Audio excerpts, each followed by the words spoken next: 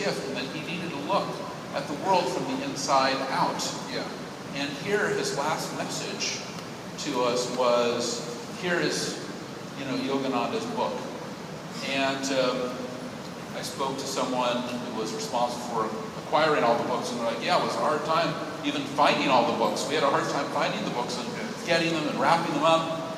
And I just thought of that, and I look at Steve as a very spiritual person, especially as he relates to our industry, that he, in many ways, was, the guru. And that's how I used him.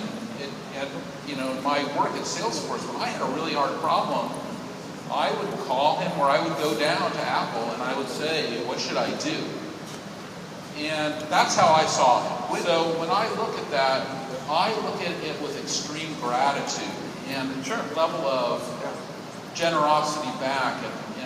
And I remember his thought that we need to all be working on actualizing ourselves. Yeah.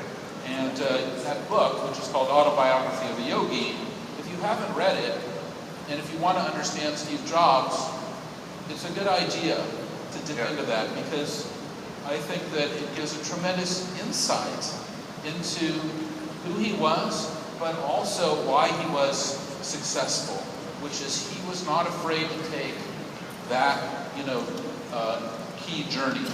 And that is for entrepreneurs and for people who want to be successful in our industry, a message that we need to embrace and to vest ourselves in. But are you literally saying that people should do LSD? I mean, like he did. How did you ever do LSD with Steve Jobs? Did you ever smoke pot with him? I mean, that's what you're talking about, right? When you're talking about self-actualization. No, well, yes. Okay, that's a good question. So, it's funny because last week I had dinner with Ram Dass. Do you know who that is?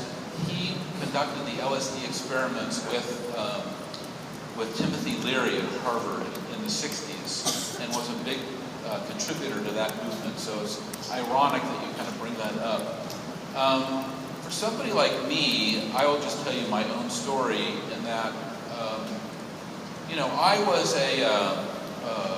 I started programming when I was a young teenager and had my own software company when I was 14, 15 years old and wrote arcade games. And then I got involved in Apple, and I worked in the Macintosh division, and I wrote